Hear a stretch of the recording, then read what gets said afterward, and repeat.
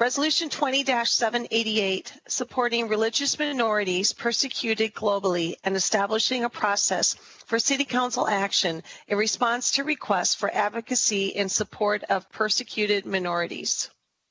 Well, to start out, I just want to thank my colleagues for your consideration of the suspension item. And I struggled a little bit with the chicken and egg question about when to bring this resolution forward. It's really a process resolution. And so I wanted to make sure that we had an opportunity to talk about this before we moved on to the next item.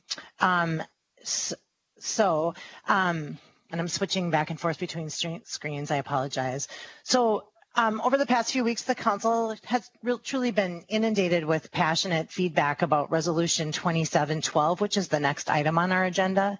And that resolution was brought before the City Council because stakeholders and residents of St. Paul were very concerned about growing discrimination and violence against Muslims in India. The council recognizes that St. Paul and its community members are intricately and wonderfully connected to the rest of the globe. We recognize this in actions that we take all the time, week to week, recognizing where our community is rooted. Any issue that involves a persecution of religious minorities locally, nationally, or internationally is of great concern and should be taken seriously. And I know we all want to lean in our roles as council members and use our platform to call out injustices. And we want to support those who are persecuted in any way that we can. And so while it's irrefutably important, the resolution that I referenced that will be next on our agenda is also really well beyond the scope of typical matters that come before a municipal city council. The work involved in researching and reading, the time responding to dozens of meeting requests from the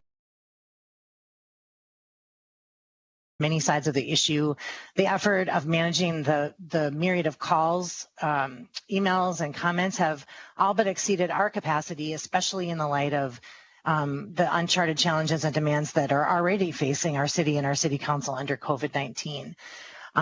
My small team of two, I know we all have very small teams that we work with, have made every effort to read the emails and articles presented by the community and frankly failed. There's just been so many, but what we were able to read, it was clear that people are so passionate about this issue, and it's also clear that people feel like they did not have an opportunity to be heard. Some people sound very disenfranchised, and that's been troubling to me. So the resolution that I'm presenting right now is an effort to create a process to help provide the best advocacy and support when future requests are made to the council. Because I think it's imperative that there's a methodology to evaluate an issue in all of its complexity, and then also a system for determining how and when the St. Paul City Council should engage. And it would be my expectation that that future plans created in partnership with our Human Rights and Equal Economic Opportunity Department will provide a space for stakeholders and community members to participate in the advocacy process, as well as offer the City Council a menu of advocacy options. By passing this resolution that I'm going to quickly read to you, we will affirm our strong stance against religious persecution. And we will also establish a mechanism that will guide our actions in the event of future requests for this type of intervention. So the resolution is very straightforward. It's in the Legistar system, but I'm going to read it quickly because I'm bringing it in under suspension, and we only entered it this morning. So I want to be sure that my colleagues are all clear what I'm proposing. And I think that this, at the end of the day, will help us all when we go forward and our, requests come to us for advocacy to help us with a real system for how we evaluate these and what our plan for how to handle them is. So the resolution reads, whereas the city of St. Paul is a welcoming place for all faiths, and whereas the people and institutions of various faiths have helped build the city of St. Paul in various ways, and whereas religious persecutions have been growing all across the world as documented in recent reports and research, whereas residents of the city of St. Paul have family, cultural, and economic relationships in countries identified in global reports as persecuting religious minorities and are concerned about their safety and the rule of law, Now, therefore, be it resolved that the City of St. Paul condemns all acts of persecution of religious minorities by governments, individuals, organizations, and groups, and be it further resolved that within 60 days, the City Council staff, in consultation with the Department of Human Rights and Equal Economic Opportunity, shall establish a formal process to accept, research, and evaluate community requests for action against local, national, and international religious persecution outlined in this legislation, and it will further provide a method for determining proper advocacy steps appropriate to any such request. And I would welcome your questions, thoughts, and would appreciate your support on this item. Ms. Prince. Oh, I'm sorry, I had my... Okay, Ms. Jalali.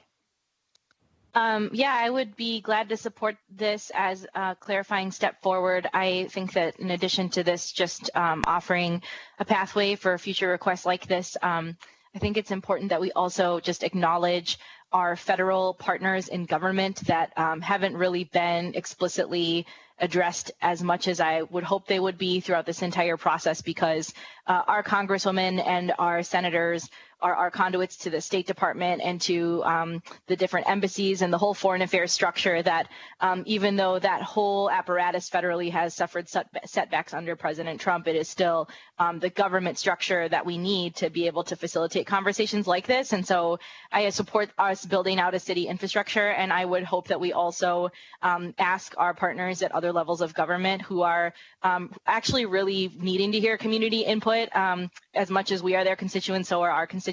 I would hope that we can elevate it there too. And I think that is probably within the intention of this as well. It asks for HERO to come up with that tool of advocacy options. I think that's smart. I just wanted to speak to that piece of it.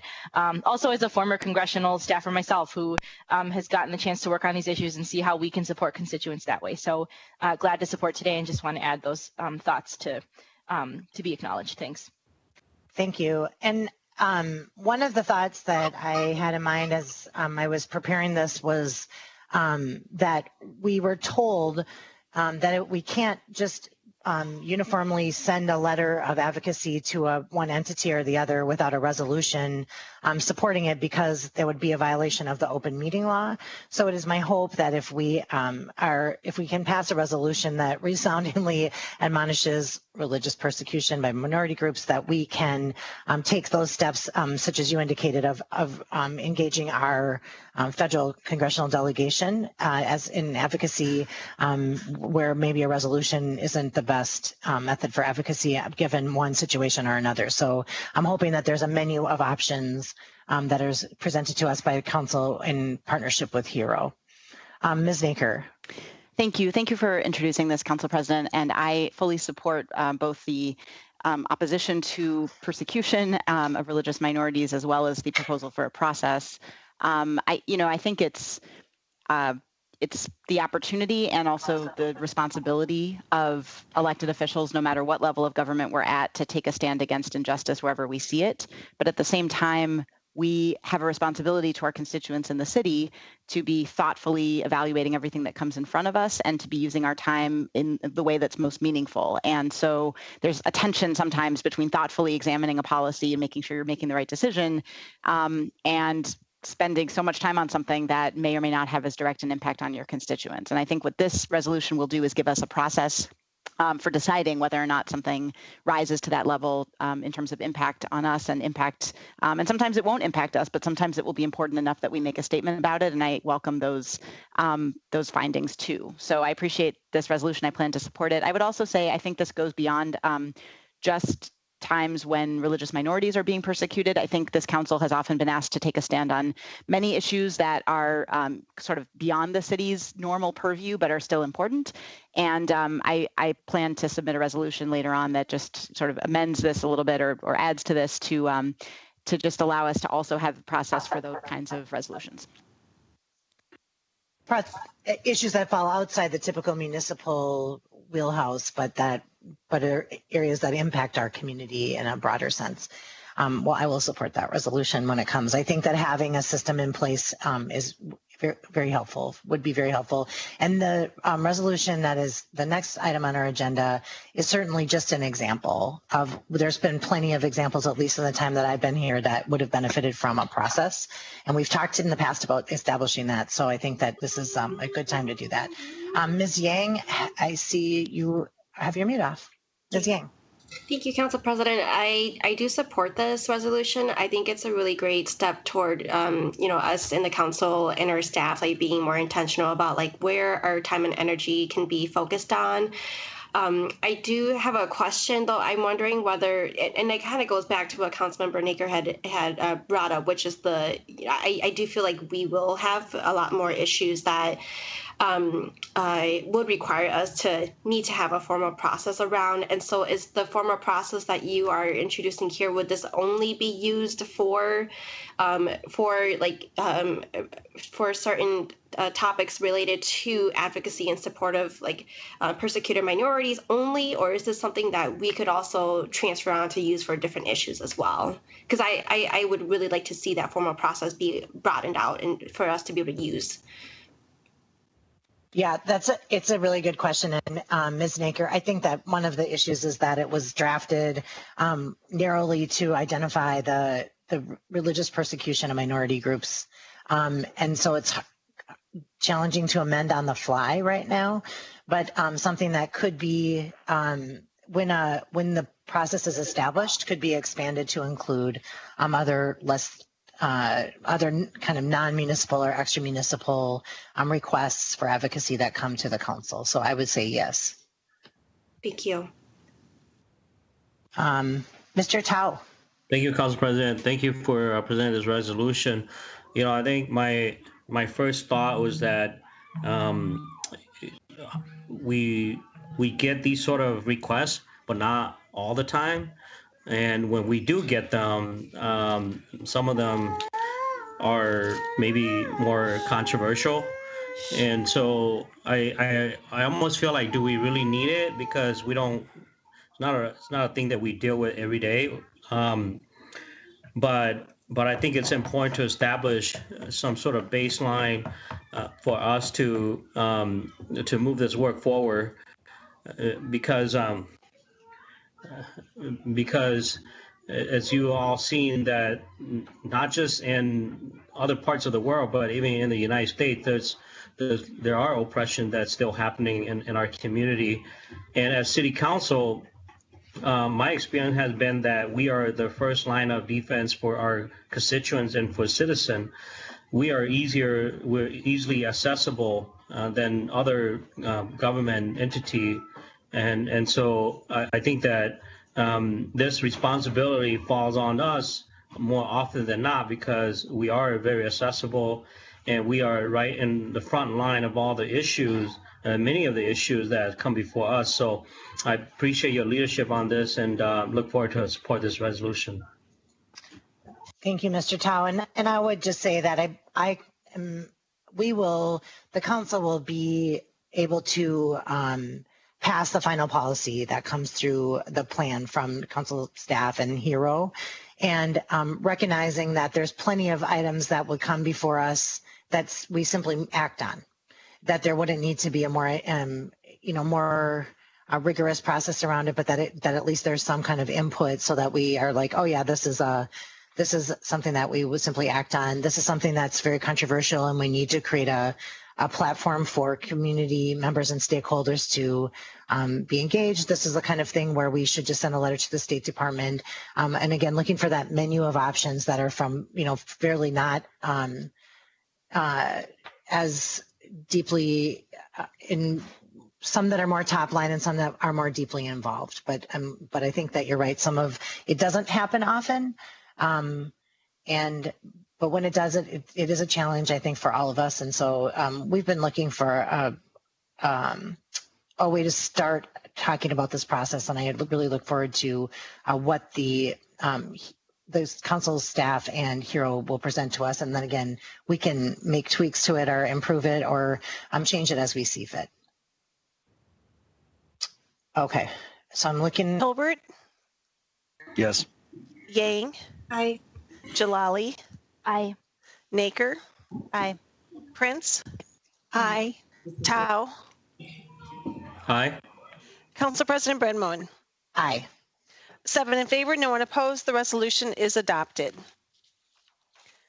Item number 22, Resolution 20-712, reaffirming St. Paul as a welcoming city, expressing solidarity with St. Paul's South Asian community, regardless of religion and caste, by rejecting the Bharatiya Janata Party's Islamophobic ideology and opposing India's National Registry of Citizens and Citizenship Amendment Act. Ms. Prince. Ms. Prince, you might be on mute.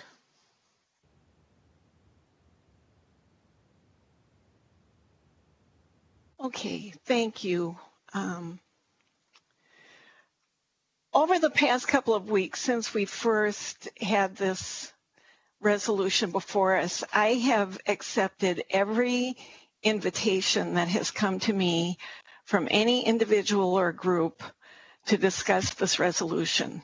At every meeting, I met distinguished community leaders and learned a great deal from them about all sides of this issue. I've been deeply humbled by these conversations. The Indian diaspora community in Minnesota has been an exemplar of diverse religious communities living and working together in harmony and leading in service to our whole community, including most recently through hundreds of volunteer hours and fundraising efforts for COVID-19 relief. This council celebrates the leadership of the South Asian diaspora community in Minnesota in the fields of education, medicine, law, human rights, social service, public affairs, philanthropy, and beyond. These meetings made it clear to me that we all share and honor the unique relationship between the U.S. and India, the world's two largest and most stable democracies, as allies. Everyone I talked to made clear that it is that relationship that we seek to hold in highest regard, united by our shared values and our interdependent economies, and the trade relationships so vitally important to the Twin Cities, our state, and our nation. Today, I move this resolution forward, not because our city, state, or nation are in some perfect position to advise another entity. I accept and own how far we fall short of the ideals we represent as a country. I move this because I believe at the same time that it is essential for our friends and allies to hold us accountable to those values and to call us out when we fall short. Joining us in support of this resolution today are about 36 organizations, including Amnesty International, the Muslim Caucus of America, Hindus for Human Rights, and locally, the American Civil Liberties Union of Minnesota, SEIU Local 284, the Minnesota Nurses Association, Jewish Community Action, and World Without Genocide at Mitchell-Hamlin University. With that, I will move version 2 of this resolution, which is the same version that was before us on May 6th.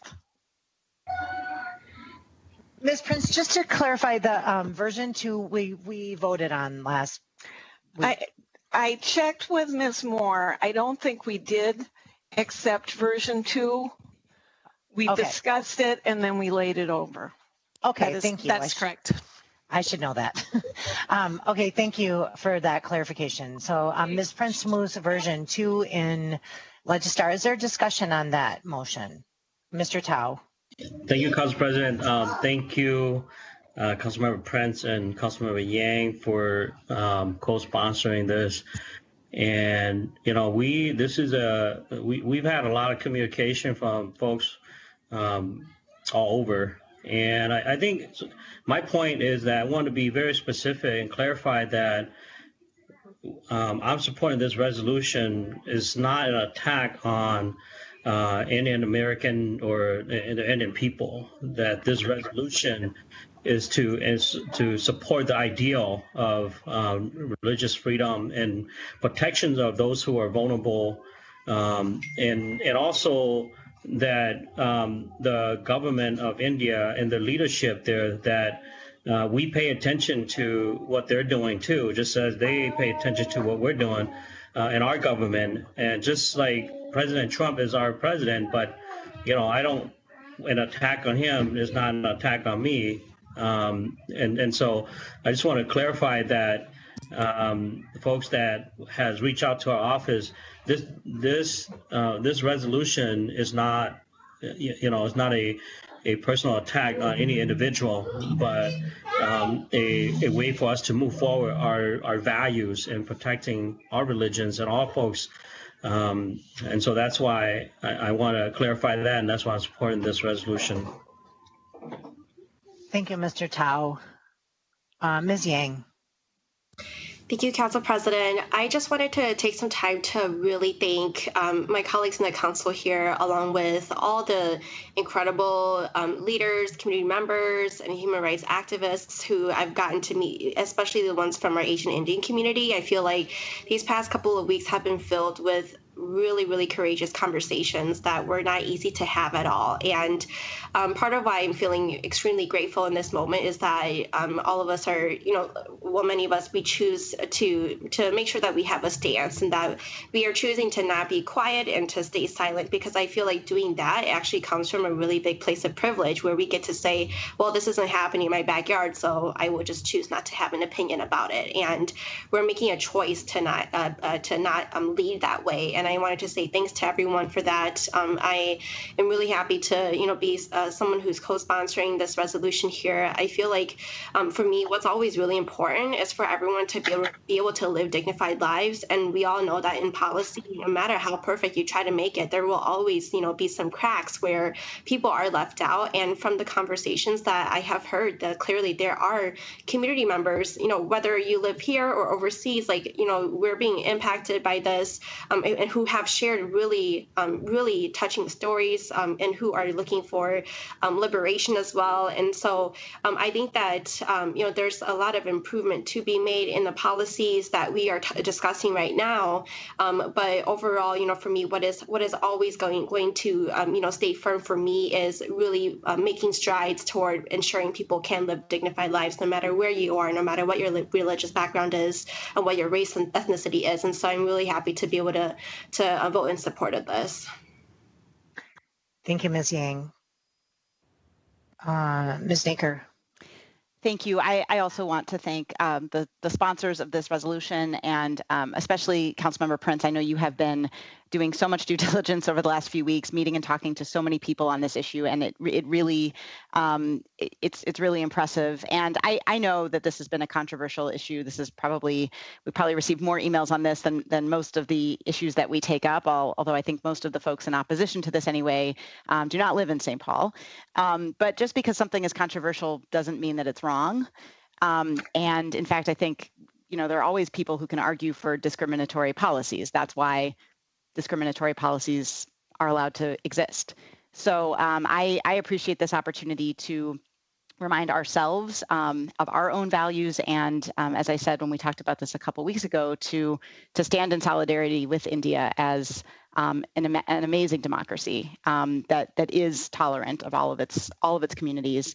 And although it is a complicated issue, and I don't pretend to understand it fully either, I do think that the list of groups the Councilmember Prince mentioned to be on the same side of an issue as the ACLU and Amnesty International, in addition to all of the other groups that you mentioned, really gives me confidence that this is the right side to be on. So I'll be voting in support. Thank you, Ms. Naker. Are there other comments? Mr. Tolbert.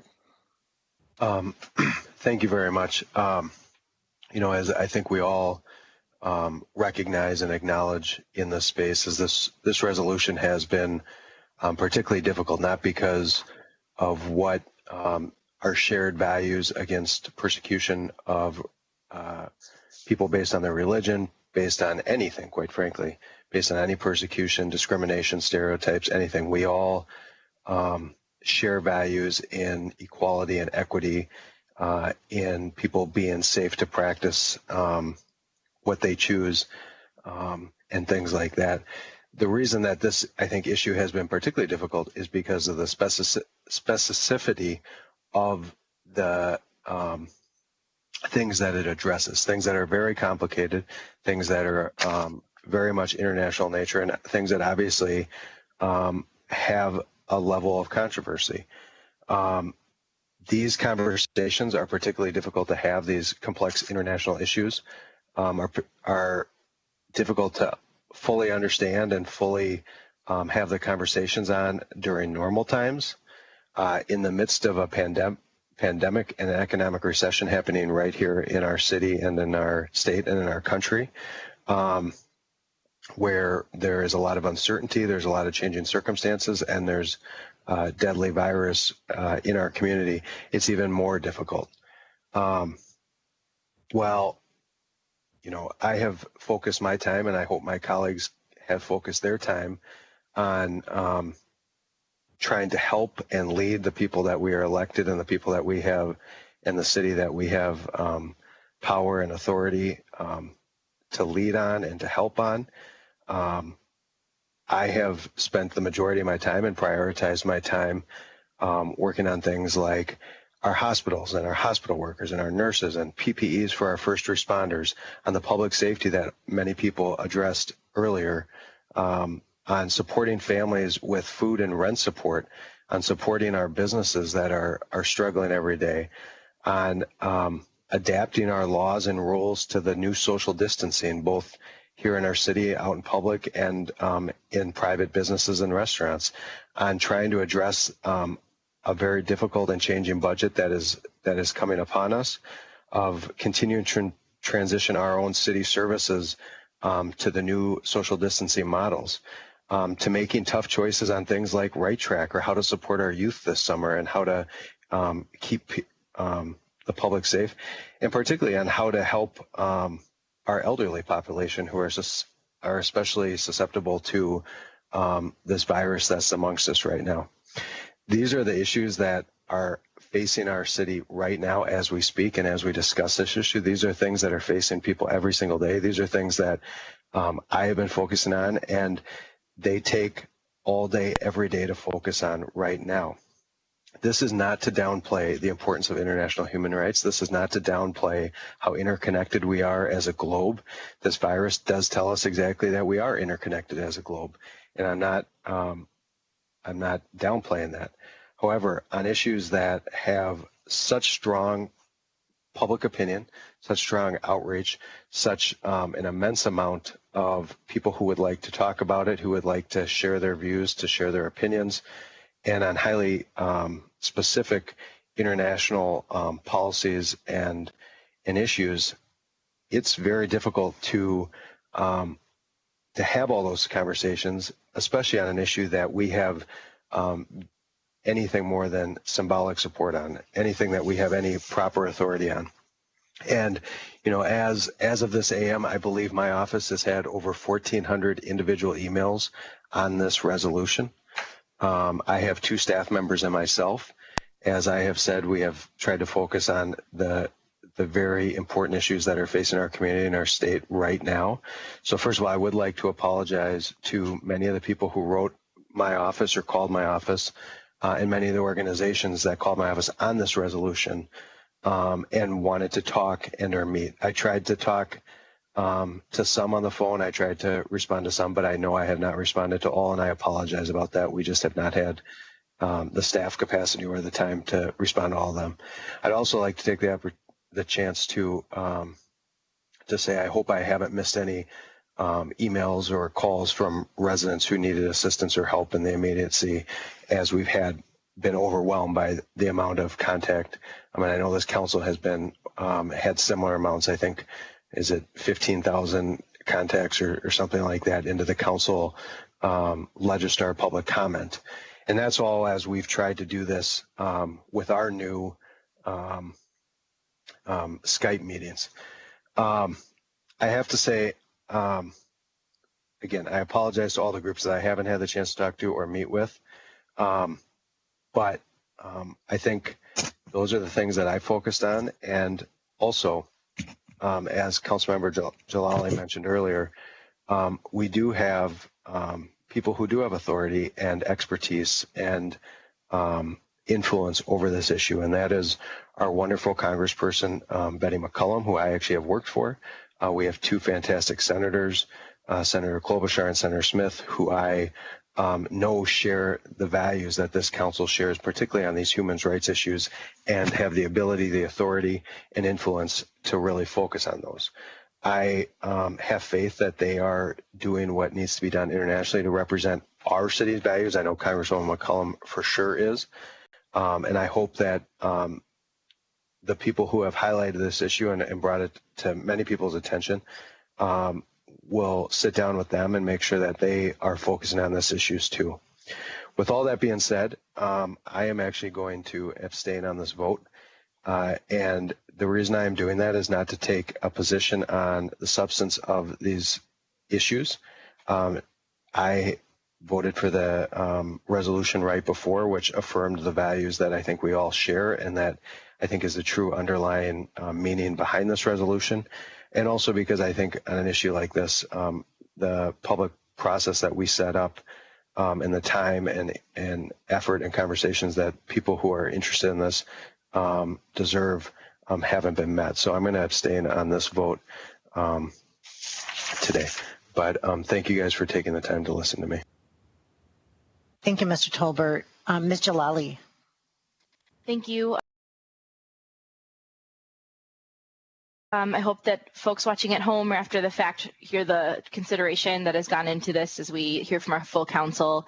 I think many of the points and views that I hold on this have been said already. So I will let those comments stand, but I'm going to be supporting the resolution today because as I've come to research this issue and hear the exhaustive input, the thing that I come back to is I really feel that the responsibility we have is to uphold as council members not only values about human rights and equality and anti-discrimination, but the secular rule of law and the sacredness of the Constitution and just the foundations of democracy here and abroad. And as we fight for our democracy here, we also lift up those values where we see them being eroded elsewhere. And when you really look at the facts of the situation at hand that this resolution pertains to, it is very clear that there's internationally recognized disturbance of that sacred precedent happening, not just in one place, but around the world. So that's why I supported Council President Bren Moen's previous resolution to continue examining that thoughtfully through a process as a city. I do feel that my constituents want me to vote in support of this one because as has been noted, we've received hundreds and thousands of comments from outside of St. Paul. But when I talk to my South Asian constituents and other folks who this really matters to, the overwhelming majority of comment that I got was actually that they asked us to stand our ground and just speak for the values that we believe in. And I believe that I'm here to both honor my duty as a government official as well as what my constituents value. And so I'll be supporting the resolution today on those grounds. So I appreciate the thought and effort and input that has gone into this. I also acknowledge the limitations of accommodating what became an overwhelming amount of feedback.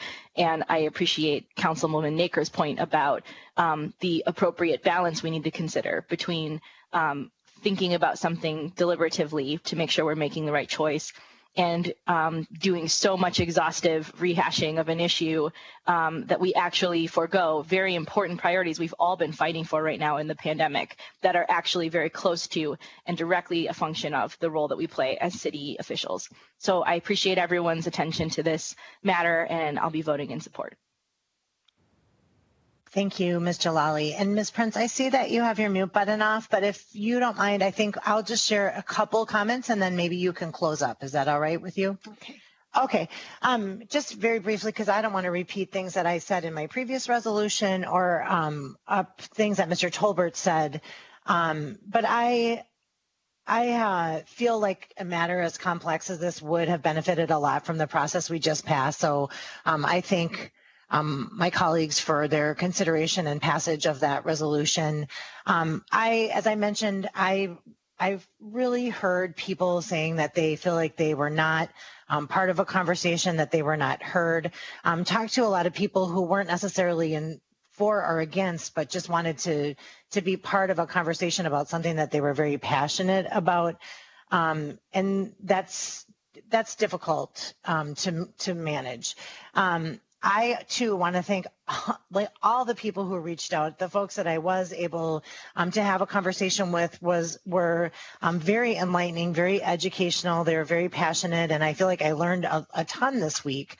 I feel bad that I wasn't able to connect with many of the people who did reach out to me. I do want to single out one person in particular, and that's my constituent, our former colleague and a friend, Dr. Bruce Corey, who has been working very hard behind the scenes to try to find a path forward that addresses the human rights issues and at the same time navigates the challenges of a resolution that's needs more nuance. And I really thank him, and ultimately landed on the plan to work on resolutions going forward, so that we could amend our process so that we don't run into this again. And so I did want to thank him for that, and to say that I am not ready to vote for this today, but I certainly don't want to vote against it. So I'm going to abstain. I think this is the first time I've abstained from a vote in my 8.5 years on the council. And again, just doing that because I feel like I'm not at a point where I can be for, but certainly not against. Ms. Prince. Yeah, and I'd like to just say a word of thanks to my co-sponsors, Councilmember Tao and Councilmember Yang. And I also want to say that this came to me probably back in late February or early March. I got a call from Muna Aden, who was a young staff person at the Council on American Islamic Relations in Minnesota. And Muna made such an impression on me. And I want to thank Muna, and I also want to thank Sadia Taranum and Jaylani Hussein, the executive director of CARE Minnesota, for their steadfastness on this issue and for their going the extra step to make it personal to us in St. Paul, because as the resolution said that Council President Brenmon brought in earlier, the things that are happening now in India are happening to family members of people who live in St. Paul. So I'm grateful to everyone who educated me on this issue, and I'm really grateful for my council colleagues being so thoughtful on this issue, and for the extra time it took that I did not anticipate, and I am grateful to all of you for putting up with that extra work that came through our offices. So anyway, with that, I guess I'll move approval and say thank you. So Ms. Prince moves the version 2 in Star. Roll call. Tolbert. Abstain. Yang. Aye. Jalali. Yes. Naker. Aye. Prince. Aye. Tao. Aye. Council President Brenmon. Abstain. 5 in favor, no one opposed, and 2 abstaining, being council members Tolbert and Brenmon. The resolution is adopted.